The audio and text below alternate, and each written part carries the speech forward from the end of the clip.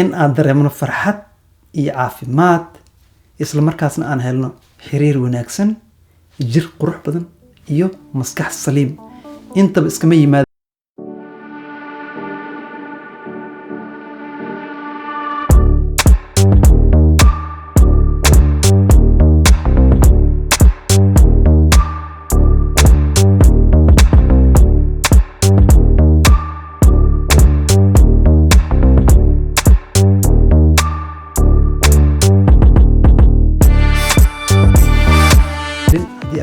kanaalkan. fadlan soo dhawow. hadda iyo jeer kanaalkan waxaa kusoo qaadanaa fiidiyoyaal dhiirigelin sida kan oo kale iyo fiidiyoyaal lagu baranayo teknolojiyadda iyo kuwa naga soo dalbataan. waxaa jeclaan lahaa inaad nagu taageertaan like si uu u gaaro asxaab kale oo jecel wanaagga. waxaan rabnaa in wanaagga la faafiyo. maanta oo kale wanaagga waa la faafiyaa. nagu taageer inaad like saarto, subscribe-na ku noqo si fiidiyoyaasha ugu dambeeya ay kuusoo gaaraan. ka hor intaan gudagelin 4 qodob oo aan nolosheena wax ugu bedeli karno, marka hore waxaa soo qaadan doonaa sheeko yar oo ku saabsan isla barnaamijkan. hadda ka hor waxaa jiray mid ama nin rabay inuu shaqo helo. meelo badan ayuu shaqo ka raadiyey. ugu dambeyn shaqo wuxuu ka helay shirkad ama company oo shaqadiisa ah markaas inay geedaha soo jiraan, wood cutting ama geedaha in la soo jiro. waxaa la siiyey minsaar. minsaar waxaa la lahaa birta maarkano geedaha lagu jiro. gadaal alwaaxay ka tahay, horena waxay ka tahay bir. geedaha lagu jira marka haddii aan magac kale u taqaan ma aqaan, laakiin axe aan lahaa. magac kale hadda u hayso commenti hoos noogu soo qor. okay, ninkii minsaartiisa la siiyey. waxaa la lahay shaqadaada waxay tahay in aad geeda soo jirto, waxaan lagu qiimeynaa inta geed aad soo jirtid. okay, ninkii contract u galay, shaqadiisa hor u galay. marka maalin kasta howshiisa waxay ahayd inuu geeda soo jiro. bishii lacagta qaadanayna waxay ku xirneed inta geed oo markaas soo jiro. ninkii shaqada ayuu iska watay muddo dheer. wixii wala qabsaday caadi ay u noqotay. waa maaragtay geeda jiritaankiisa oo markaas iska holnaa. shirkadda markii kale shirkadda muddo kadib waxay sameysay in maaragtay kusoo kordhiso mid kaloo shaqaale ah. ninkii hore u shaqeynaya waxaa loo keenay mid kale oo la shaqeeyo markaas oo geedaha la jaro. okay, shirkadda waxay rabtay markaas inay horumariso wax soo saarkeeda ama productive inay noqoto oo geedo badan ay soo jiraan. maalin maalmaha ka mid a ama sanad gudaheeda midkii cusbaa jagada waa la dalacay, lacagta waa loo dalacay. maaragtay garaadihiisa ama heerka maarkin oo ka jooga shaqada sida loo kala horeeyo kor ayaa loo qaaday. ninkii koowaad oo 5 sano ka hor lasoo shaqo geliyey asigoo yaaban, ninkan ka dambeeyay sanad gudihiisa laga hormariyey, wuxuu u tagay chefkiisa ama bosska u tagay. wuxuu dhahay boss, what's up? maxaa dhacay? ninkan shalaa la keenay sanad ka hor, anigana 5 sano jooga, experience iyo wax kasta waa dhamaa. see ku dhacday in layga hormariyo ama garaado iga fiican la siiyo oo iga lacag badan, anigana weli meeshayda inaa joogo? oo maxaa dhacay? maaragtay balance ama cadaalad ma hasan. ninkii booska wuxuu dhahay saaxiib, shirkaddan waxay ku dhisan tahay maaragtay productivity ama wax soo saar. qof kasta qofku wax soo saar ka badan yahay ayuu ka horeeyaa. so adiga maalinkaa ku keenay ilaa maanta 10 geedaa jirtaa maalinkii. so ninka aa keenay sanad gudaheeda 10kii wuu dhaafay 20 geeduu soo jiraa. ninkii oo maaragtay hore shaqada u bilaabay asoo yaaban oo maaragtay meel oo wax ka qabta la oo xanaaqsan, wuxuu ku laabtay howshiisa geeda jaritaan. wuxuu isku dayay inuu maaragtay si xoogan usoo jaro geedaha. geeda badan inuu dhulka dhigo isku dayay. wuxuu jaraba uu dhididay si kastoo yeelay 10 geed uu dhaafin waayay. marka uu maalmo badan isku dayay uu dhaafin waayay, booska usoo laabtay. boos wuxuu dhahay ninkan ama maamulaha shaqada shirkadda wuxuu ku dhahay saaxiib, wax kasta isku dayay, waa ku dhabar beelay, waa ku gacan beelay. maaragtay sidee wax u jiraan? ninkan sidee ku dhacday inuu 10 geed jaro? isku saacadaha joognaa shaqada, isku maraa soo galnaa, isku maraa ka baxnaa. sidee ku dhacday? ninkii booska wuxuu dhahay maamulihii wuxuu dhahay aniga ma aqaan see ku dhacday, asiga u tag, asigaa kuu soo sheegay. ninkii asoo yaaban oo xoogaa isku xishoonay wuu tagay ninkii saaxiibkiis oo shaqada lala keenay u tagay. wuxuu dhahay saaxiib, see ku dhacday anigoo ka experiencean oo maaragtay wax badan soo jira iyo xoog xitaa ku dhaamo, see ku dhacday inaa maaragtay geedo badan jarto? okay, wuxuu dhahay wax weyn maahan, waxaa sameeyaa u dhahay 3 daqiiqa geed jira, 2 daqiiqana waa nastaa u dhahay. 2 daqiiqa aan nasanayna waxaa afeeyaa u dhahay minsaarteeda. ninkii hore shaqada u bilaabay oo experience lahaa waxay ku noqotay ama kaag iyo fajac. wuxuu dhahay ninkan 3 daqiiqa shaqeynaya, anigana maalinkii oo dhan ma joojiyo dhahay marka break moogi inta kale wax tumid ah ku jira geed jarow. marka hadda adiga videoga daawanaya waxaa laga yaabaa in maaragtay seefta ama misaartaadii aa meel iska dhigtay oo maaragtay ku afeesneen.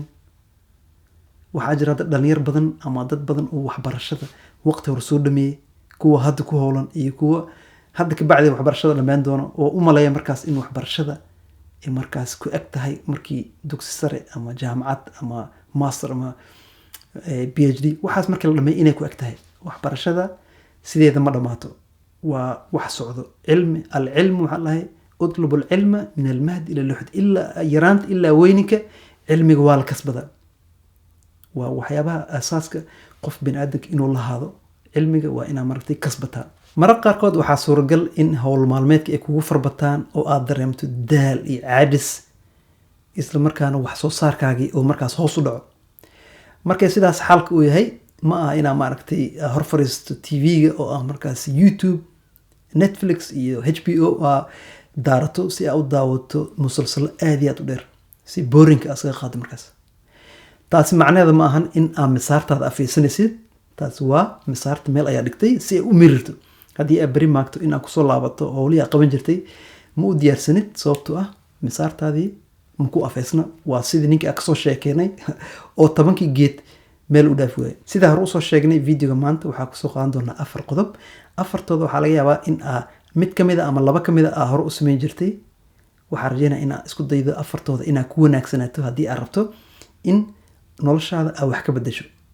kow, qodobka horeeya oo markaas nolosheena muhiim u ah in aa wax ka bedelno ama wax ka qabano ama kusoo kordhino haddii aan sameyn jirin waa cibaadada. waa inaan ku dadaalnaa cibaadada. marar badanna waa maqashay wacdiyo badan oo ku dhageystay. cibaadada waxay kamid tahay 4ta aasaaska qofka inuu markasta noloshiisa ku dadaalo. haddii aan lahayd salaada, soonka iyo sadaqada iyo waxyaabaha cibaadada ku saabsan oo dhan maaragtay inaad ku dadaasho. quraan akhriska, maaragtay cilmiga diiniga inaad barato, waxyaabahaas oo dhan inaad ku dadaashaa. waa kow, cibaadada. qodobka labaad oo aad iyo aad muhiim u ah haddii aan rabno inaan nolosheena wax ka bedelno ama horumarino waa maskaxdeena. maskaxdeena waa in aan ku quudinaa cilmiga. cilmiga ha ahaado maadi ama diini. cilmigana meel uu ku dhamaado ma lahan. waxaana lasoo faray ama diinteen waxayna baraysaa ama xadiis inuu ahaa jeclahay utlub alcilma min almahdi ila luxdi, yaraan ilaa weynaan cilmiga waa inaan ku baranaa. hadda kahor waxaa xustaa anoo meel library fadhiya mid waxaa imaada asxaabta wuxuu i weydiiyey, cali maxaa dhacay waxbarashada jaamacad ilaa master waa gaartay oo waa dhameysay, see wax u jiraan weli wax maa dhigaysa camal, wax maa baraneen? saaxiib waxaa dhahay waxbarashada ma dhamaato. arday nolosheeda intaa noolahay arday ayaan ahaanaya. maadaama arday in ahaado wax badan ayaa ku heli kara. laakiin haddii mentalityga macalin ama waxaa aqaanaa darteed haddii mentalityga ay noqoto wax waa aqaanaa, soo wax badan oo cilmi badan maskaxdeeda ma soo galaayo. saas darteed waxaa doortay maskaxdeeda in sida ardayga oo kale markasta cilmiga ku quudiyo. jaamacadda waxaa kusoo takhasusay cilmiga engineerinka ama civil engineerinka, gaar ahaan maaragtay constructionka. haddana waxaa aad iyo aad u daneeyaa oo bartaa cilmiga dhaqaalaha iyo waxaa kaloo bartaa negotiation, sida dadka wax loo kala furdaamiyo. haddii ahaan lahayd 2 qof is haysta ama 2 group oo iska soo horjeeda, sida loo kala furdaamin lahaa. waa waxyaa okay. kaasna wuxuu ahaa qodobka 3aad. waa inaan ku dadaalnaa jirkeena, ha ahaado muuqaalka wax loo jeedo iyo gudahaba caafimaadkeena. kan gudaha ayaa maragta aad ugu sii muhiimsan kan banaanka, inkastoo labadaba ay isku xiran yihiin. okay, qodobka 3aad ama 4aad kan ugu dambeeya oo aad iyo aad muhiim ugu ah nolosheena in haddii aan rabno inaan horumarino waa xiriirka ama wanaajinta xiriirka. haddii aan lahayd familkaaga, qaraabadaada iyo asxaabtaada in aad ku dadaasho xiriirkooda. okay, haddii aadan wicin familkaada oo kale isbuucan ama maalmaha lasoo dhaafay, waa inaa xiriirisaa. gurigaada oo kale waa inaa ku dadaashaa maaragtay siduu maaragtay wanaagiisa, sababta ah wax kasto adiga ayuu kaa bilowdaa. haddii aad wanaag rabto adiga inuu kaa bilowdo. ha ahaato gurigaaga waa inaa ku dadaashaa, qaraabada iyo asxaabtaada. okay, mid kasta oo kamid a qodobadan aan soo qaadanay oo kale ah: kow, cilmi maaragtay diinta inaad ku dadaasho. 2, waa inaad ku dadaashaa maskaxdaada. 3, jirkaaga. 4, xiriirka. qoyska iyo qaraabada iyo asxaabta. Okay, mid kasta waxaa laga soo qaadan karaa topic gooni oo video dheer ayaa laga sameyn karaa ama buugaag ayaa laga qoray. Hadda video kooban ma kusoo aad ma usii dhexgali doono, kor ayaa ka tataaban oo kaliya. Waxaan rajaynayaa videogan maanta oo aan kusoo qaadanay 4 qodob oo nolosheena aan ku horumarin karno haddii aan rabno in aan noqono qof wax soo saar badan leh. Videogan maanta waan kusoo qaadanay 4 qodob oo muhiim ah oo aan nolosheena markaas horumar ku gaarsiin karno. intaas ay kusoo koobina insha Allah. haddii aad soo gaartay ilaa dhamaadka oo aad wax un ka faa'iiday videogan, fadlan nagu taageer inaad like ka saarto, subscribe ku noqoto, asxaabtana nay gaarsii. aad u mahadsan tahay. waxaa inoo balan insha Allah video kale.